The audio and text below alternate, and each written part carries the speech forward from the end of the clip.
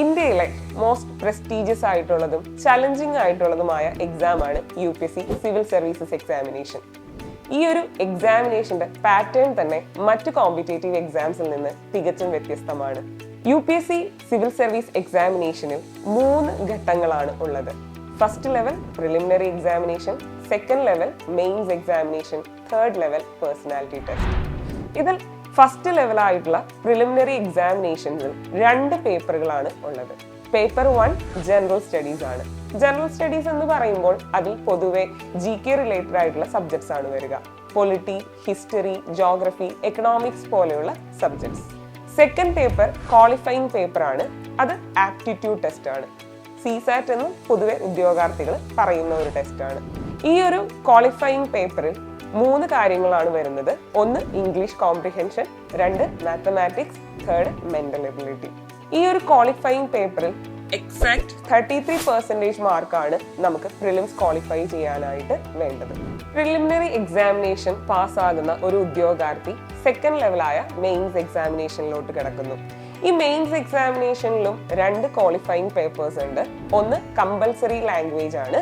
അത് 300 മാർക്സിനാണ്. ഈ 300 മാർക്സിലുള്ള compulsory പേപ്പറിന് 25% mark കിട്ടിയാലാണ് നമ്മൾ ക്വാളിഫൈഡ് ആവുക. സെക്കൻഡ് ക്വാളിഫയിങ് പേപ്പർ ഒരു റീജിയണൽ ലാംഗ്വേജ് ടെസ്റ്റ് ആണ്. അതിൽ നമുക്ക് 25% മാർക്കാണ് വേണ്ടത് ക്വാളിഫൈ ചെയ്യാനായിട്ട്. ഇതിന് ശേഷം നടക്കുന്ന 7 പേപ്പേഴ്സ് ആണ് നമ്മളുടെ മെയിൻസിന്റെ മാർക്കിൽ വരുന്നത്. ഈ 7 പേപ്പേഴ്സിൽ ഫസ്റ്റ് പേപ്പർ essay ആണ്. പിന്നീട് വരുന്ന 4 പേപ്പേഴ്സ് ജനറൽ സ്റ്റഡീസ് പേപ്പേഴ്സ് ആണ്. അവസാനം വരുന്ന 2 പേപ്പേഴ്സ് നമ്മുടെ ഓപ്ഷണൽ സബ്ജക്റ്റിൽ നിന്നുള്ള പേപ്പർ 1ഉം പേപ്പർ 2ഉമാണ്. ഇതിൽ ഓരോ പേപ്പറിനും 250 മാർക്സ് വീതമാണ്. അതായത് ടോട്ടൽ 1750ലാണ് നമ്മുടെ മെയിൻസ് എക്സാമിനേഷൻ നടക്കുന്നത്. മെയിൻസ് എക്സാമിനേഷൻ പാസ്സാകുന്ന ഒരു ഉദ്യോഗാർത്ഥിക്ക് പേഴ്സണാലിറ്റി ടെസ്റ്റ് അഥവാ ഇന്റർവ്യൂവിനുള്ള കോൾ വരുന്നു. ഇന്റർവ്യൂ എന്ന് പറയുന്നതിന് പകരം പേഴ്സണാലിറ്റി ടെസ്റ്റ് എന്ന് തന്നെയാണ് UPSC ഈ ഒരു ഘട്ടത്തെ വിശേഷിപ്പിക്കുന്നത്. കാരണം ഇവിടെ നിങ്ങളുടെ നോളജിനേക്കാളേറെ നിങ്ങളുടെ പേഴ്സണാലിറ്റി ആണ് ടെസ്റ്റ് ചെയ്യപ്പെടുന്നത്.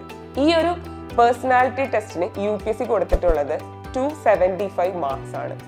അതായത് മെയിൻസിൽ 1750 മാർക്സും അതുപോലെ നമ്മുടെ പേഴ്സണാലിറ്റി ടെസ്റ്റിന് 275 മാർക്സുമാണ് ഉള്ളത്. അതായത് UPSC എക്സാമിനേഷന്റെ ഗ്രാൻഡ് ടോട്ടൽ എന്ന് പറയുന്നത് 2025 മാർക്സിലാണ്.